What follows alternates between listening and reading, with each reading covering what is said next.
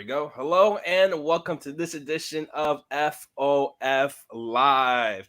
And don't remember, just in case you forgot, FOS, Fish on First. We were Fish Stripes, now we are Fish on First. This is Fish on First Live, presented by La Pop. That's LAPOP.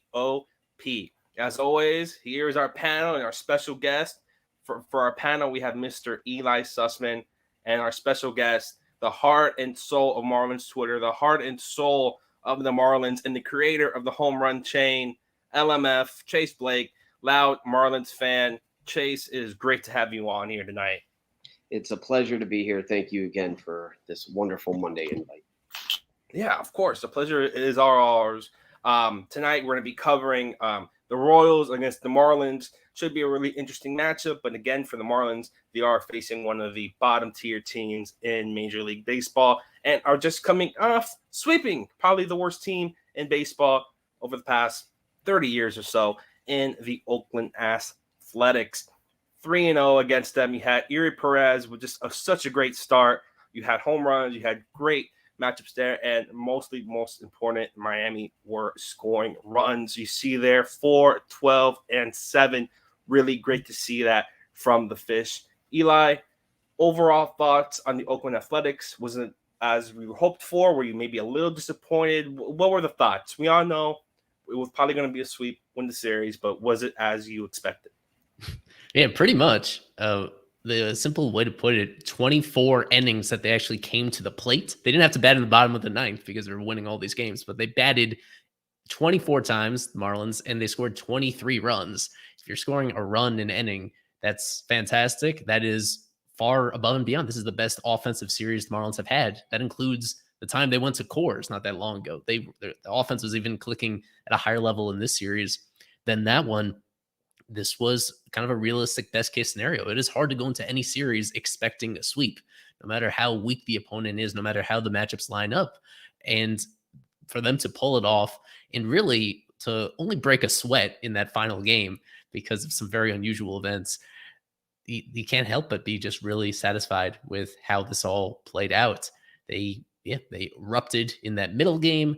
During the first game, they got a really great outing from Edward Cabrera, probably his best outing of the entire season. That's huge for him because we know in the not too distant future, they have an interesting rotation decision to make. He certainly did everything in his power to try to lock down his spot for the foreseeable future.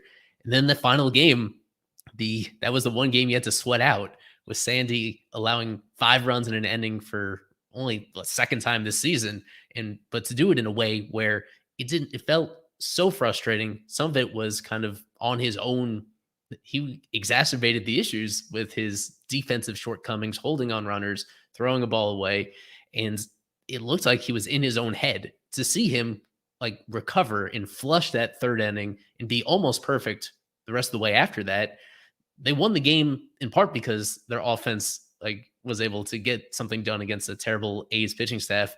But equally part of that was for Sandy to settle down. You just don't see many games like that, a pitcher having an inning so bad early in the game, and then from that point forward, being totally dominant. It just shows you what he's capable of doing. It's a reminder that maybe he's not that far off from the guy that he was last year. So all things considered, just a really successful weekend for this team. A lot of guys stepping up, doing their part to keep the good vibes rolling. We knew this was going to be an easy portion of their schedule, that they had to win the series like this, and to do even beyond that and to sweep that series by getting contributions from so many different guys is just really encouraging.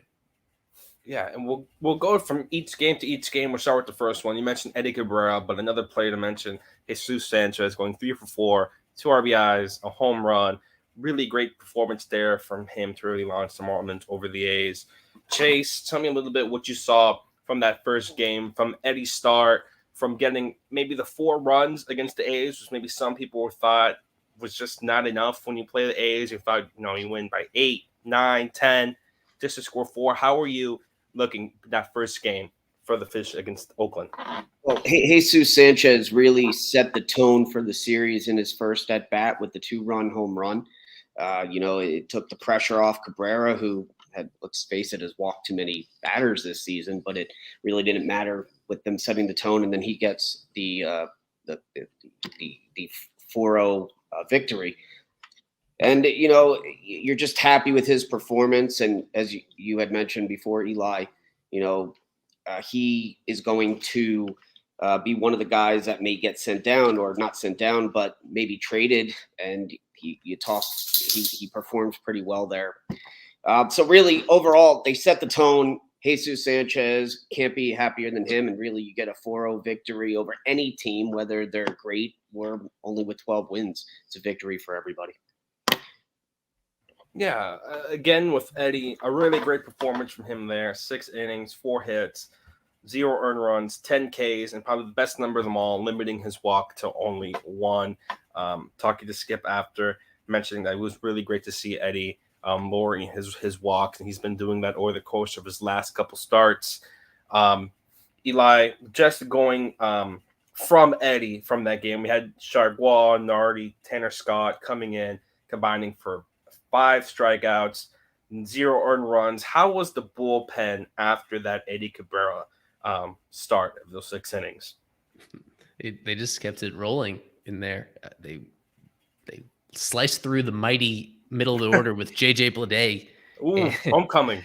Yeah, with this A's lineup, they just didn't have. They had Laureano off the bench in that game, I guess. But overall, yeah, it's just a really underwhelming lineup that they went against. With Nardi, I guess the Nardi performance is what stuck out to me, because that's when really started to sink in with me how great he has been. You talk about the rotation looking a little cramped, and the bullpen is the same way, where the Marlins do have some interesting arms in the upper minors on the bullpen side, and they don't really have any place to use them, especially with Puck on the verge of coming back, because Nardi was kind of like the last man in this bullpen coming out of spring training, and he had some ups and downs in April. He got off to a good start, and then he had a slump like late April that made you wonder about whether he actually had a permanent spot on the big league team. Basically, since then, he's just been even better. He's what sticks out to me, because not just the performance and throwing of zeros, but the quality of his stuff. His velo is higher now than it really has ever been. He was averaging, let me just pull it up to be sure I have this right. In this game, his fastball was averaging 96.2 on average from the left side. That is Tanner Scott level. Scott was the guy when they acquired him. They thought he was the top of the scale in terms of raw heat from that side. But what Nardi has done to bring out the best quality of his stuff and to make him just really hard to hit after getting hit around so much last year in his first cup of coffee in the big leagues, that's been extremely impressive. He's a guy, not just for this year, he's under club control for another 5 years beyond this. To see him kind of have a breakout season to this point, to have a sub-3 ERA, to be really good also when he's inheriting base runners, he's been a big bright spot for this team overall. So I just wanted to shout out him. I think I did on Twitter at the time, but just to reinforce it here, Andrew Nardi becoming a really fundamental piece of this Marlins bullpen in a variety of ways, including occasionally pitching high leverage innings when you need him to. Yeah. Another question I wanted to give you, Eli, your boy, Hogan Harris.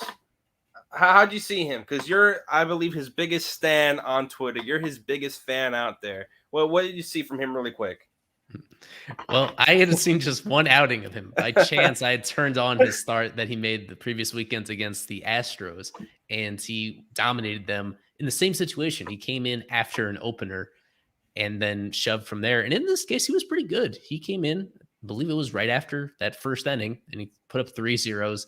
And then in the 5th, it was Sanchez that hit that home run against him. Oh, no, Sanchez hit the home run in the first inning. Let me try to remember how they scored later in that game against Harris. It was somebody else that did it. Overall, he was fine. He was not a big part of the issue here. Yeah, they didn't even – it was Soler that had a big double against him, and then there was a couple other hits. But overall, he was the best pitcher, the best starter that they went up against overall, even though he wasn't actually a starter. He kind of filled that role. So he's fine. He's just a guy. He's it's not really worth spending more time than we already have on Hogan Harris. The next person I want to talk about going to that second game, and probably just overall the way he played, witnessing history, Arraez going 5 for 5, 3 doubles, 5 RBIs. You see Chase there wearing the Arraez t-shirt. What a performance from Arraez. Just doing, I believe, also Marlins history there. His career day, first ever 5 RBI game. I believe the first time since 2018, Starlin Castro, where Marlin had 5 hits, and Luis Arraez is almost more than advertised than what the Marlins got him in that Papa Lopez trades. He has been more than what we could have hoped for, batting .390. I believe that's 4th all time since 2000 or maybe 20 years. Yeah, there it is.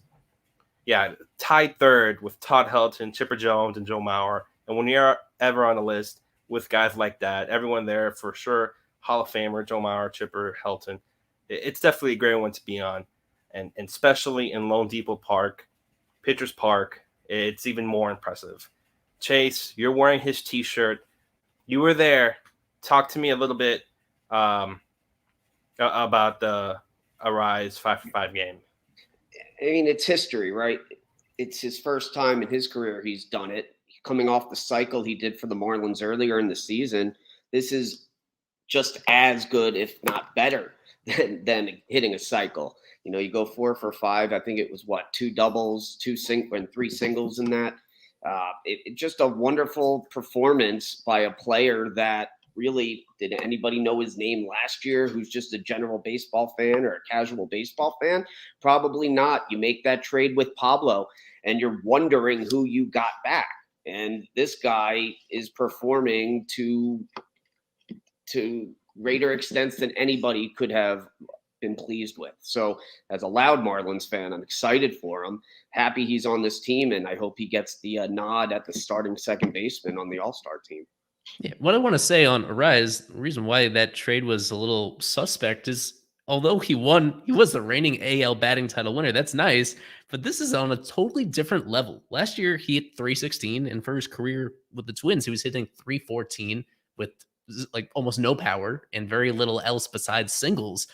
The fact that the reason why this is been such a huge impact on the team is because he has taken his game up to another level. He is so much better than, as Daniel said perfectly, he is even better than could have reasonably been expected coming over here. He has been on the short list of most valuable players in baseball, especially considering what he's done in clutch situations. In this past series, he had what was the game-winning infield hit, they called it, in that final game with him. So this has been just really remarkable, and it's hard to really put an explanation on it. You just can't expect anybody to hit .392 over the course of a 2-month span, playing basically every single day. And he's been a really big part of the difference between where we reasonably expected the Marlins to be, you know, a team that was hoping to get to 500 versus a team where they are now, where they're comfortably above 500, and they're like making a very strong case of being the second best team in this National League East division. He has been a big part of that difference, going from what we thought we knew he was to being a true star player. I can't really say enough. He is striking out even less than he was last year. And he was a guy that people didn't shift against in the first place. It just felt like I expected him to be the same guy that he had previously been. And I just got to give him credit for really somehow getting a lot better and how that has really impacted the team in a big way. I feel like the best thing about him is it doesn't matter where you put him in the order. He hits from the 1, the 2, the 3, the 4, the 5 spot. It really doesn't matter to him. He's driving in the runs when he gets the opportunity, and he's getting on base when he's at the top of the order. So it works for everybody. Yeah, and with that, we're going to bring in intern Nick, who is at the ballpark for the very first time covering for Fish on First. He's there with Isaac Azu, but we wanted to bring Nick in and hear his press box report. Nick, the floor is all yours. What's going on, guys? How we doing? So, talked to Skip earlier and everything. I know we saw the injury report. He was talking about AJ Puck being here. He said he looked good. He feels ready, but it's just a matter of time right before he's back. And we said Trevor Rogers looked good in this outing and didn't really care. Skip said he didn't really care how he looked, but he said Trevor Rogers felt really good, so that was all that mattered to him, that he felt good. And looking at some of this game, too, when we were in warm-ups, DLC was definitely really working on going oppo today, which maybe he'll take that into the game. He was really in batting practice trying to shoot balls to the opposite field. If that means anything, don't know for sure. But yeah, excited to be here. Seems like a good time. Got a beautiful view from up here. So it seems like it's a good time. Got to see some of the players up nice and close. But yeah, it's exciting. Do you like the photo that I think I took a screenshot from a meeting or from a stream to put on the credential? Did that come out all right? Yeah, looks decent. That's you sitting in your chair at home. You have a nice gamer chair. That I think it looks great. Good. It looks wonderful. So you mentioned, how was it? Talk to us a little bit about your experience. Only your first time once. Talk to us about being on the field. With the players. You see the Royals. You have guys like Salvi, Greinke, Bobby Witt Jr., and then just tell us the whole experience. How was it for the first time? I've never been on the field with like MLB players, and these dudes are huge. Yuri Perez is absolutely massive. Like, I didn't think he was that tall. Like, I knew he was tall, but he's a big dude. Same with Aroldis Chapman with the Royals. He's just a monster standing next to him. The clubhouse for the Marlins is also beautiful, nice to walk in. And the dirt on the field, it's pretty high-quality dirt. I played baseball in high school. Our dirt was not that good. It's pretty high-quality dirt. It's pretty cool being here for the first – it's only my second time even at Lone Depot, so it's pretty fun being here so far. Looks like it should be a good game here. Got to be around for the interview for the Royals, too, and we talked to their announcer, too, their radio announcer, Jeremy Guthrie. Talked to us, introduced himself to us, asked about what we were doing here with Fish on First and everything, which was pretty cool. Got to talk to him, which was a pretty cool moment. But yeah, other than that, it's been just really exciting so far. Yeah. Is Isaac there? Let's hear a little bit. See Isaac. I know he always has something to say. No, he's not right now. I don't know if he went to the bathroom or maybe got some more food, but he's not here right now. To go back a little bit on the injury report, when you were looking at it, what something that really stuck out to you? Maybe what Skip said, or maybe when you tweeted out, what really stuck out to you from this injury report from earlier today? I guess just the one thing I know he said with the foot specialist in Miami. I know we talked about that. It didn't seem like it was anything of a setback at all. With that, it seemed like he just said he's just seen another foot specialist and didn't say there was any other problems going on with it right now. Still no timetable, he said. But yeah, I think the important thing with what he said was Trevor Rogers was he felt really good, which was a good thing. And I think that's what was the important part of him. Yeah. To clarify for people at home, the takeaway is that Jazz has been saying over and over again he wanted to get back for the White Sox series this weekend, and now it's evidently clear that that's not quite going to be the case. All you got to hope is that the appointment goes well, that the best news he could get is a green light to resume baseball activities, but even then, it's still probably a week and a half minimum away from returning to this team. So that's something for people to keep in mind, is the Jonathan Davis experience that's going to last for the near-term future. And this current position player group, it seems like it's going to stay the same way with Avi also having that setback recently and now going through his evaluation. Still question, could be a while until he's back in the mix.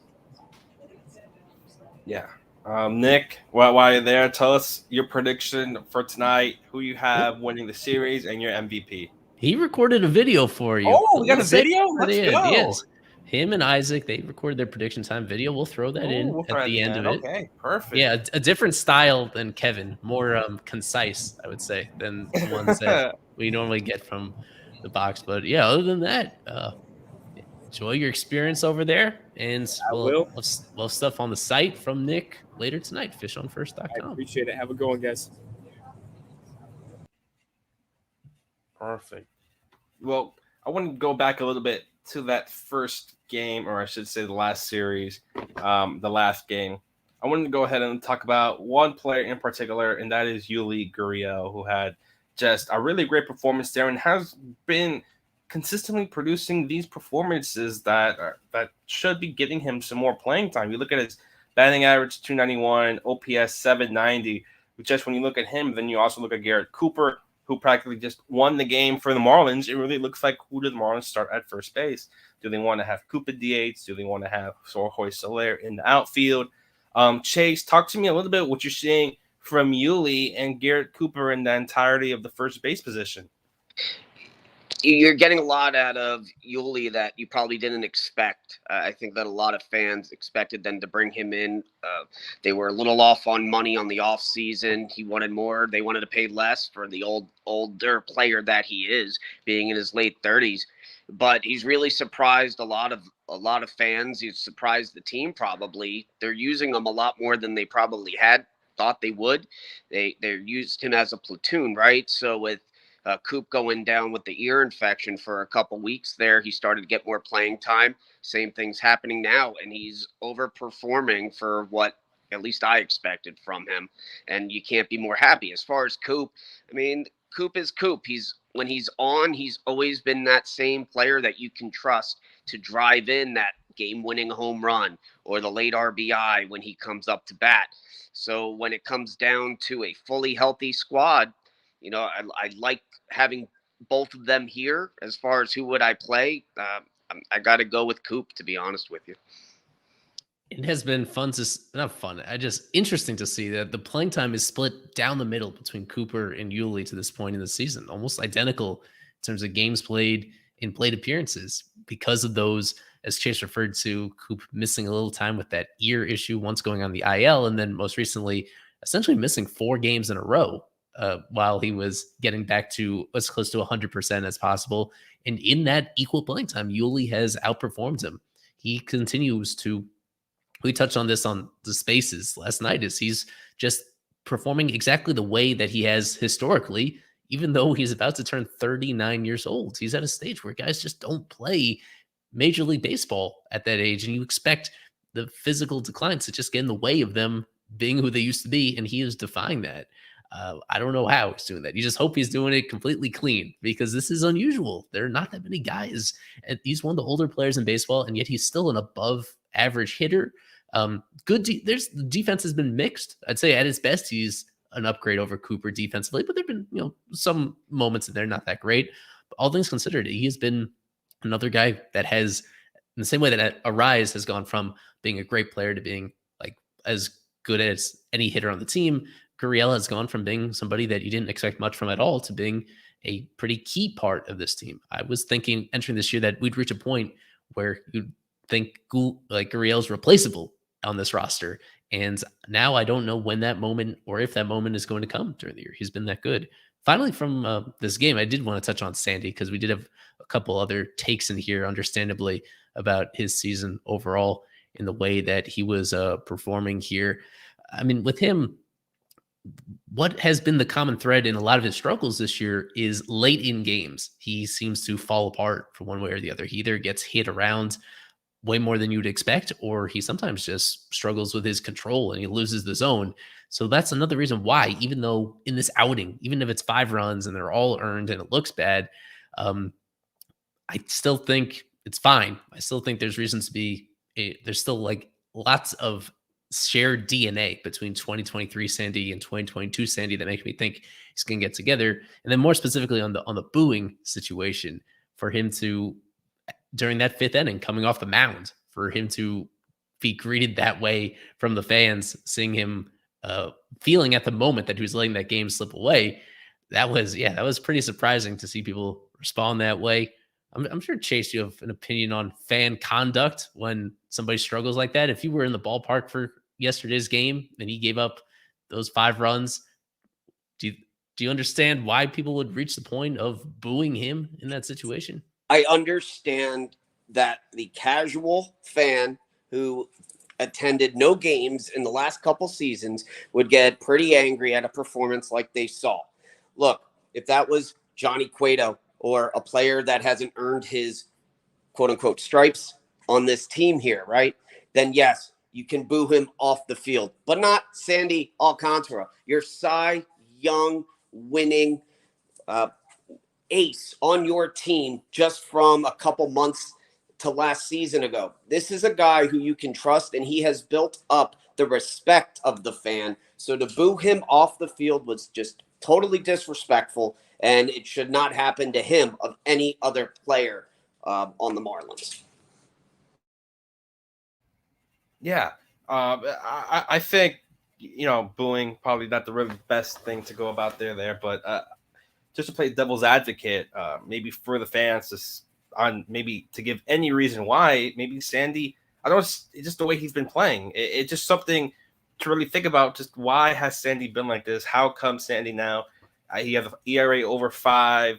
He can't really get through the order a third time around. It's really just really gets people thinking of what has happened to Sandy, what is going on. Is it fatigue in his arm for going so many innings last year to now, where they gave up the 5, but some people might even think, why would you bring him out there against the A's? Just put in someone else. Don't waste his arm against a team where you could strike out, get out with anyone else. Look at George Soriano, what he did against the A's. Would you need to have that type of length against the A's with Sandy to keep him going there? But again, it's just just something to really think about with Sandy. Eli, I'd love to hear your opinion on Sandy, maybe just overall this entire season, and maybe if there is anything wrong with Sandy currently. It seems, whatever it is, it seems way more mental than it is physical. When you go through the list of checkpoints that you look for in the way that he's throwing his pitches and the differences between late in games, early in games, there's really not a whole lot of evidence there.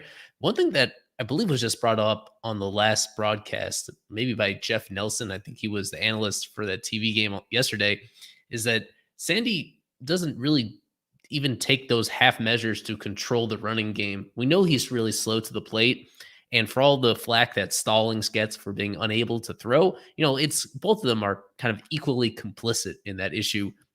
More specifically, what I think Jeff Nelson brought up is that Sandy doesn't even go with the quick, a slide step. He doesn't really ever quicken his delivery in moments when he suspects a runner is going to steal. You see Luzardo, for one. I remember seeing it both with Trevor and Luzardo in recent years, where they realized that the running game can be an issue, and they quicken their delivery to home plate, and they don't lift their legs up, and they get the ball to the plate a lot quicker in certain situations. And when Nelson brought it up, I was thinking that I really cannot remember a single time I've ever seen Sandy do like a slide step and go to the plate really quickly like that. And that is something that I think is important for him to add to his arsenal, because it does seem to get into his head, even when guys aren't actually physically stealing bases, just having those runners on. He's performing worse with runners on base than he is with the bases empty. That's what's leading to these snowball innings, why there's so often one big bad inning. As soon as one runner gets on, it causes a lot of trouble moving forward. And last year, he was kind of bailed out from it because he just had this really consistent ability to induce double plays. And he had a defense behind him last year that was frankly a little bit better defensively to like turn those double plays. So there's a lot of things going on, some of it outside of his control with his teammates behind him, just not playing great defensively when he's on the mound. I think he could take that small step to do his part by slide stepping more often and understanding that there is more that he can do in order to get that out of his head and just focus on getting outs the way that he should be focused on. Yeah, and does it put any worry when you look when it happened to Sandy against the Oakland Athletics, giving up 5 runs? Does it worry you in terms of him doing that against the quality of competition that he did face in the A's? His next couple starts, I believe, is against the White Sox and against Seattle. And we know how Sandy is on the West Coast. It's really maybe a different player there. Does it really worry you when you see Sandy now and then you see his upcoming schedule as the opponent level is increasingly a little more difficult compared to Oakland, where he did give up 5 runs in 1 inning? Nah, what worries me, Sandy, more so than the results is when he gets barreled, when guys are crushing balls against him and hitting homers against him, that's when you get worried, because that should not happen. That should be his superpower, is getting the movement on his pitches and having the velocity where it's so hard for guys to square him up. And in this Oakland A's game, there was one at bat, Laureano drilled this double to like the left center gap, and it almost reached the wall. Aside from that one moment, there were very few balls like that. So all in all, I thought it was actually a better than average outing by his standards this year. I thought it was better than the majority of the starts that he's made this year, just in terms of the process. So I'll continue to be like cautiously optimistic that he's going to turn it around moving forward. Yeah. Imagine he plays like he did the rest of the season, as he did after the 3rd inning, the 4th, 5th, 6th, and 7th inning when he turned it back on. that could be his last bad inning of the season. And we'll look at it like, okay, that's when he flipped that switch and got that confidence back. So no issues from here. Yeah. So right now we're going to go into a break. And after that break, we're going to go ahead and dive into the Kansas City Royals Miami Marlins series. So stay tuned after this break.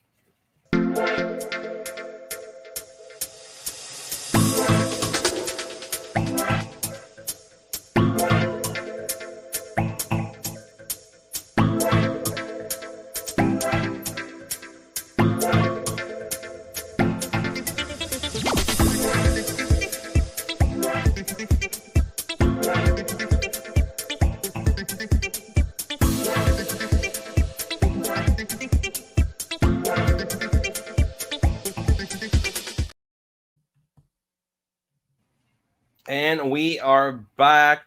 This is Fish on First Live presented by La Pop. That's LAPOP. And now we are starting our series preview versus the Kansas City Royals. The Kansas City Royals come into this game last place of the AL Central, 18-49. So another of the bottom tier teams that the Marlins will be facing in back-to-back series. The Kansas City Royals are coming off a 2-1 loss against the Colorado Rockies at home, and now coming in here. Some of their leaders battings. Obviously, you have Bobby Witt Jr., you have Salvi Perez, you have Kevin Barat's favorite player, Nicky Lopez, who he wants to be a Marlin. And then you look at their pitching leaders, it's all in their bullpen. You look at Aroldis Chapman, who has really turned it around here in Kansas City compared to his time at New York. But before we really dive into it, I wanted to get ahead and talk about each pitching matchup we're going to see, and really from the Kansas City Royals side. They're bringing in Carlos Hernandez for today, Zach Greinke Tuesday, and then Jordan Lyles on Wednesday. And I know record maybe not seem like a stat that people really want to look at, but when you look at all these pitchers, you have 0-3, 1-5, and then 0-9. That's combined 1-17 between those three pitchers. I know wins and losses may not be the biggest stat to really look at, but when you're 1-17 between those three pitchers, it is more than not likely that the Marlins should win these games, and it tells you how bad maybe the pitching and offense is for the Kansas City Royals. But we'll go ahead and dive into this game, talk about it a little bit, and especially Brax and Garrett going up against Carlos Hernandez. Chase, Brax, talk to me a little bit about him. If you take out that Atlanta game, you take him out, you take that, you throw it away. It never happened. It's gone. It's somewhere in space. His ERA plummets from 4.22 to, I believe, under a 2.7 ERA. Talk to me a little bit about Brax, what you've seen from him, and what you expect to see from him against the Kansas City Royals. Brax is your sixth starter coming into the season. He's earned a spot in this rotation as your 3 or 4 starter, behind Sandy and Luzardo here. He deserves to be here, and he's just getting better each game. I'd like to see him go at least to the 6th inning, or let me say get out of the 6th inning in some of these games. I thought that the last game he got pulled about a pitcher or a batter or too early, even though the Marlins got out of it with one pitch, I think it was, and whatnot. But he had 5 innings and 2 outs before he got pulled in the last game. It's that pitch. I don't know the name of it. I'm blanking here, but he created a new pitch, or is throwing a new pitch this season that really has changed. The cutter. The cutter. Yeah. And he's been working on that, and it's working to perfection right now, except for that one game, which we're not going to mention. He's been the most consistent pitcher in this rotation, and nothing but good things to say about him, other than leave him in to get through the 5th, that third lineup. Yeah, he said he wasn't going to mention that game. I did want to show the game logs, how it sticks out like a sore thumb. He's only had, and aside from that, he's only had 2 games this entire season where he's allowed more than 2 runs. And every other appearance this year, 2 runs or less. And even though he's not going super deep into the games, he's pretty consistently going at least 5. Echoing what Chase said, I'd love to see Skip adapt his managerial style for a year where we know the bullpen has performed well, but the bullpen has been kind of run down. You had the injury to Puck and now one to Matt Barnes. I think not a coincidence that these guys are being used pretty heavily. One very easy way to reduce their usage is by trusting your starters deeper into the games. The fact that Brax has not even thrown 90 pitches in a single appearance this year. He's still a relatively young player, but not a baby anymore. He's been in professional baseball since 2016. He's been in the majors now for parts of 4 seasons. This is supposed to be the year where I think you could push him relatively. You could kind of take the training wheels off at this point and just treat him like a major league starting pitcher. He performed so well last year. And this year, with the exception of that one Rays outing, he has been slightly better, or if not at the same level. It's been a really fun journey for him, from being a early first-round draft pick to looking like he wasn't going to fulfill that promise. And now you kind of have a player that is almost right in line with what you expect from a top 10 overall pick. If you get a mid-rotation starter with any draft pick, you need to be pretty happy with it. That's what I would say. The only thing separating him from reaching that point is from having those occasional games where he really goes, if not the full distance, then close to it. And to this point, in a lot of these games, they're removing him even when he's cruising, even when there's no base runners on. So it's an interesting managerial choice. It's hard to question Skip because his success rate on these moves has been pretty high this year. But I'd like to see a few like him to be. This is a perfect opportunity in this particular game. If he's pitching the way that we've seen him pitch against his opponent in the Royals, that just does not have very many power threats whatsoever in their lineup, that I think this is a situation where you can expect him to have success later in those games, assuming that he's just his usual self early on. Yeah, to Brax there. Let's go on a little bit and talk about the other pitchers that the Marlins will be throwing out this series. The second game going up against Zach Greinke, Jesus Luzardo, who Jesus so far this season, 4.05 ERA, coming off maybe not one of his best starts. Last game, I believe, against the Padres, 5 1/3 inning, 5 earned runs. He did give up the home run, 8 strikeouts. He really had. You look at his last 3 starts, it is just one really good start sandwiched in between 2 starts that maybe left a little more to be desired. Eli, what have you seen from Luzardo his last couple starts, and is this really a bounce-back game against the Royals? It has gone a little under the radar. Yeah, how shaky he has been recently. I went through on the podcast this morning, I went through the state of the rotation and how overall these guys – between Brax and Sandy and Luzardo, like if you actually look at it from the overview of it, and their overall performance is kind of similar across the board. Where Sandy has been disappointing, I think Luzardo is somebody that we thought could replicate exactly what he did last year over a full season and be a guy that has a low 3s ERA that's in the mix for an all-star bid.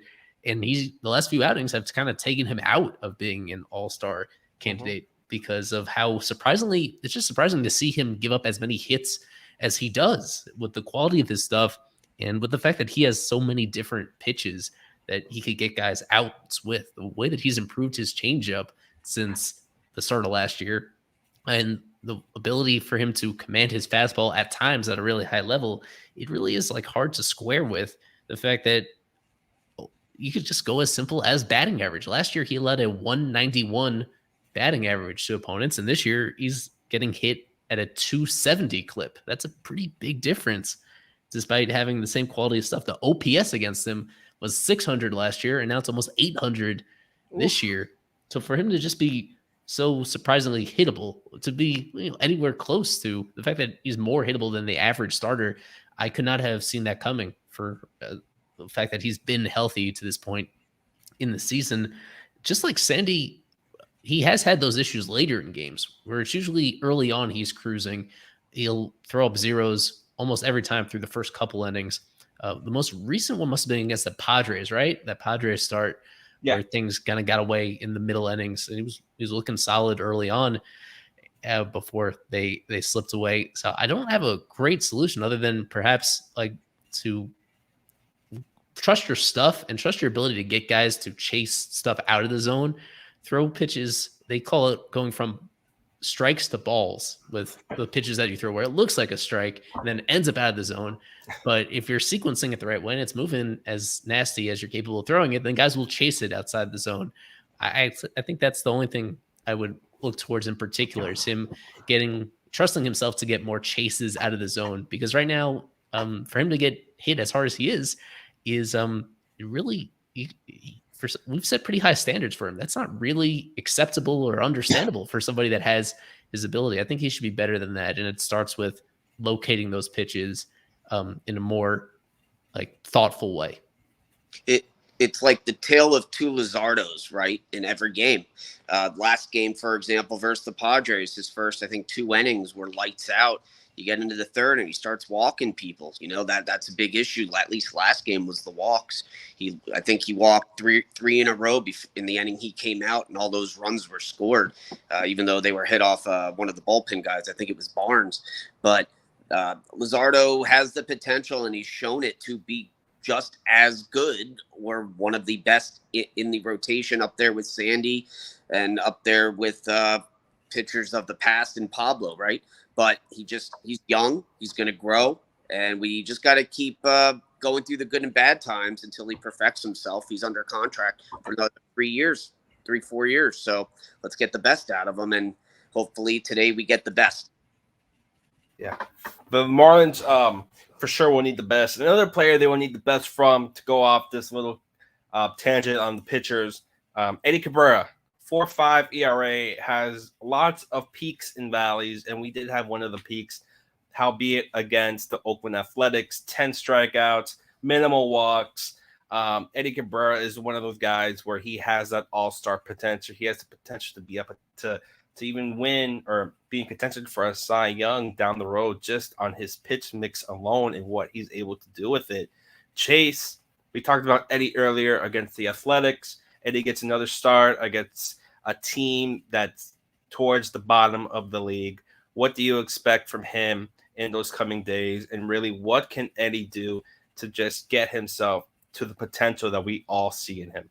He needs to throw strikes. Flat out, trust your stuff. Throw strikes, get the ground outs, get the strikeouts. When you could see it, his facial expressions throughout some games, he just loses it, right? It looks like he just loses the confidence. And as long as he throws strikes, he's game on. He showed it. I mean, Athletics are the Athletics, but it's still a Major League Baseball team. And he had a very good game against them. 10 strikeouts, right? That was the number from last Friday night, I believe. Yeah. Okay, 10 strikeouts. So, he could be on, and that's what he has to do to win. Another guy, young, and really, when we're talking about these names in this rotation, legit, they could be the best rotation in baseball when they're on, right? And that's something to discuss in the future.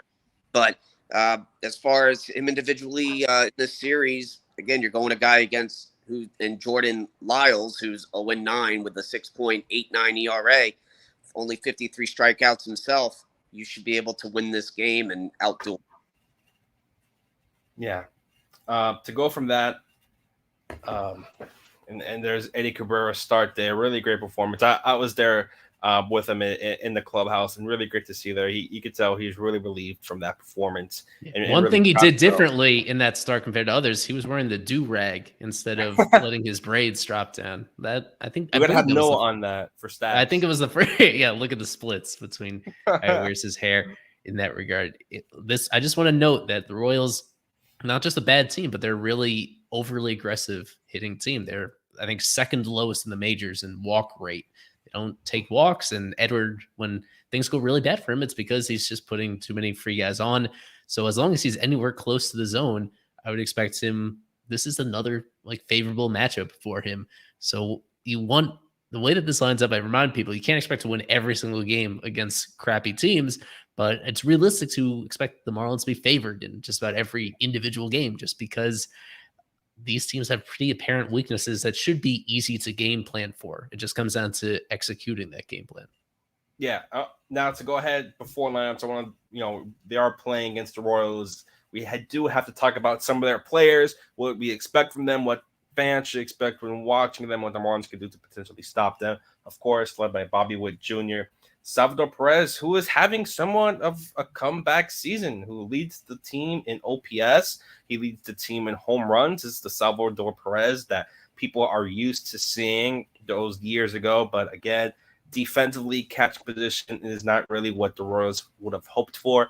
Again, you have MJ Melendez, again, who is one of their top prospects. Catching wise, is now playing the outfield DH type player.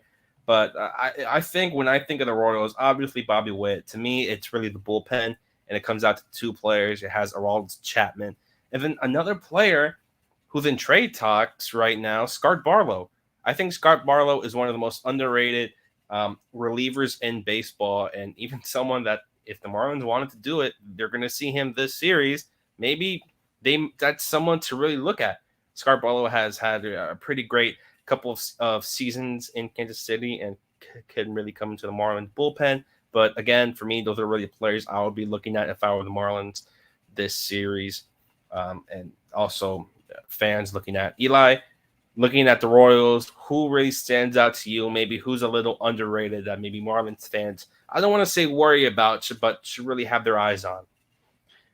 You mentioned Nicky Lopez before, Kevin favorite. Mostly that is on the strength of his defense, where you could see here I think he leads the team and was second on the team in on base percentage at 357. But most of his value, there are stats that like him even more defensively. I believe he's won at least one Gold Glove already in his career. He plays multiple infield positions, so he's a useful player there. When you look at the Marlins, they have guys in their pipeline that could hopefully like fill those positions, whether it's Xavier Edwards or Jordan Groshans or Jacob Amaya. But Nicky Lopez he's done it. This is his 5th season already. I'm surprised he's actually been around quite that long. And he's coming off a terrible year offensively. Last year, he was like statistically, he really stood out because he played every day and he had no home runs the entire year. He put up last year, he was slugging under 300 and OPS of 554. He was awful offensively, but they kept him around just because he still is really versatile with his glove at second base or third base, or when you really need him to at shortstop. And he actually hasn't won a Gold Glove before. He's a guy that I guess is more appreciated by advanced stats than he is by just fielding percentage and the old school guys. But he was a 4 WAR player just a couple of years ago in 2021. He was a really valuable overall because of the combination of just getting hits, making contact, and playing good defense. So him, for sure, would be one that I'm looking at here. He very recently just returned. I think he was on the IL for a few weeks in May, and he got back towards the end of the month. He recently had a 4-hit game, which was by his standards, considering how bad he was last year. I'm sure the Royals really were excited to see that. And it's just a reminder of what he's capable of. When things are going right, he gets spray singles all around the field when things are going well for him. He's a little bit under the radar, I'd say. Yeah. I think another player to look at is Vinny Pasquantino. I think one of the better maybe first baseman or underrated first baseman in baseball, averaging 255. OPS is there. He will hit home runs. Not really. When you look at the Royals, it is a lot of strikeouts. You have Bobby Witt close to 60, Salvi around 50. You have MJ Melendez at around 70, Michael Massey at a 53. So it's a lot of strikeouts. And then when you look at Vinny Pasquantino, 30 strikeouts, but to 23 walks. Really great in terms of that split there. Really someone, again, underrated in terms of the Royals.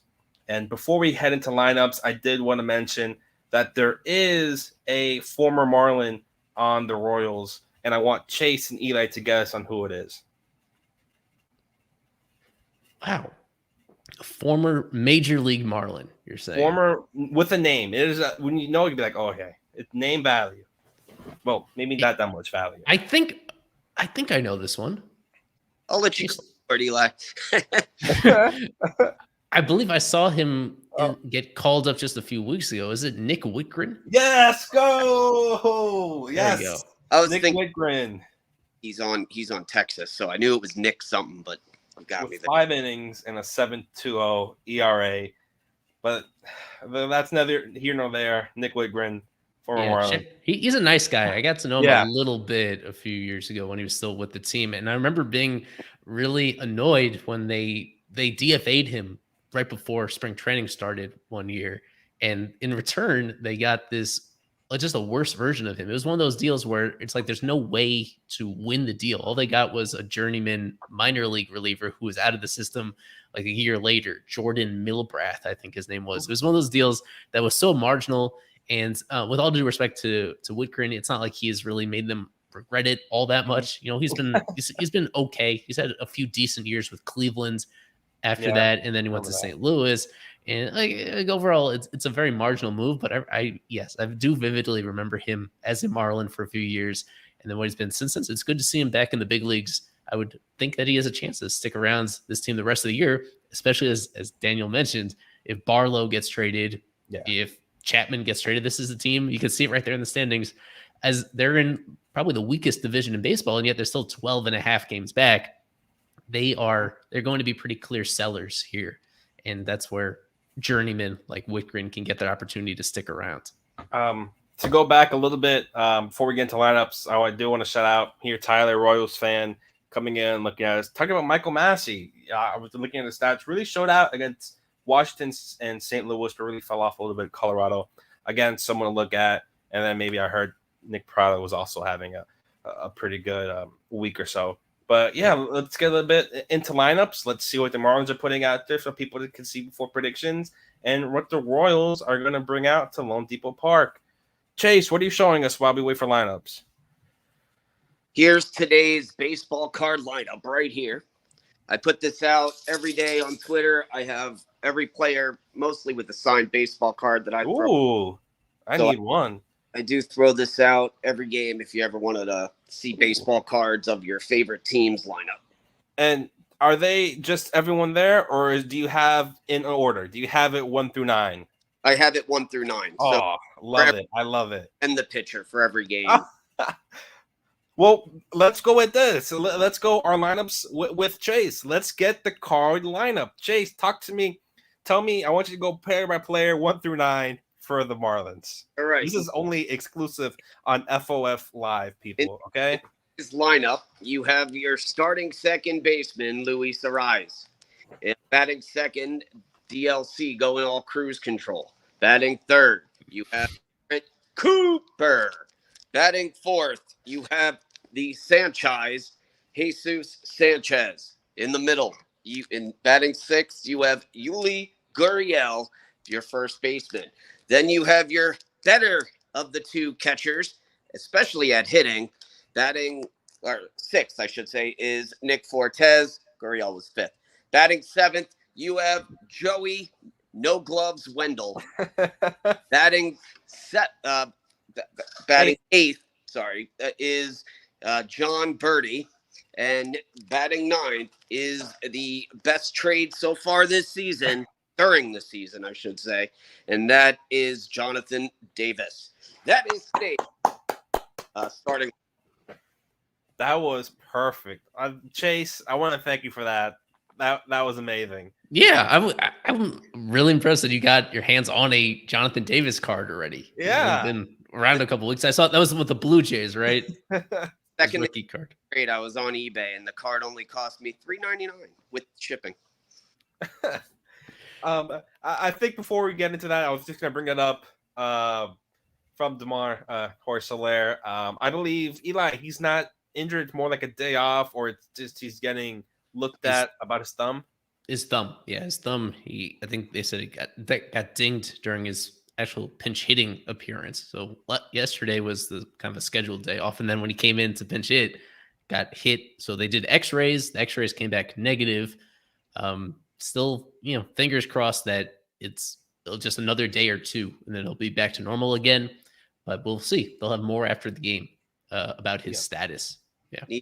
Needs to be there for the Soler start. That's the days the revenge series. Horselaire, I guess his former team. I want to pose this question. Looking at these two lineups, it's really drastic. If you just look at it, you don't know the record. It almost seems like the Royals have a winning record when you look at all that red, very little blue, and then you look at the Marlins. It's just a lot of you have green, you have blue, and almost everyone. Eli, why do you think it is like that? Why do you think maybe the Royals, they have all this red, and we've had Brave series, we've had series against the Dodgers, and they're all red, and those teams are 5, 10, 15 games over 500. You have the Royals who are more than 20 games under, and then you have Miami a couple games over, and there's just almost all blue. Why do you think like that? Yeah, a lot of it comes down to defense, frankly, on this team. I'll actually have to pull up the stats to see how bad they really are as a whole. I suspect that defensively, this is towards the bottom of the majors in terms of actually, let me see if I can pull up the exact stat here. Defensive efficiency. If I look here on Baseball Reference, they are, as expected, they're 26th out of 30 teams in defensive efficiency in terms of just getting outs on balls in play. And you can point the fingers in a lot of different directions. Salvador Perez, you see a lot of red with his bat. He is still a really good hitter. And I bring him up just because I know there's a lot of trade interest in him from Marlins fans. Such a established offensive catcher. Unfortunately, I doubt he is so deeply intertwined with the Royals community that I can't see him being traded this year, if he ever gets traded whatsoever, because of what he's meant to the organization, being their last connection to the World Series championship. Anyway, as an aside, defensively, he has slipped quite a bit. He is somebody that used to be kind of the gold standard of American League catching defense for a while, and now pretty deep into his 30s, built with a very large frame. It's difficult to do the job, and so he no longer rates as much of a defender back there.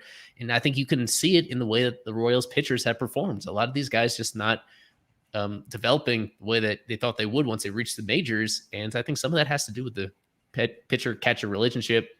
But we are running out of time pretty quickly, so I'll just point out, MJ Melendez, they've tried to make him an outfielder, and that is still very much a work in progress. And even Bobby Witt Jr., like, he has the tools to be a really great defender, and there's still like a little bit of gray area as to how much of that potential he is fully realized on that side of the ball. Yeah. And with that, of course, just a couple minutes for game time. We're going to go into prediction time. So, Eli, let's get that music going.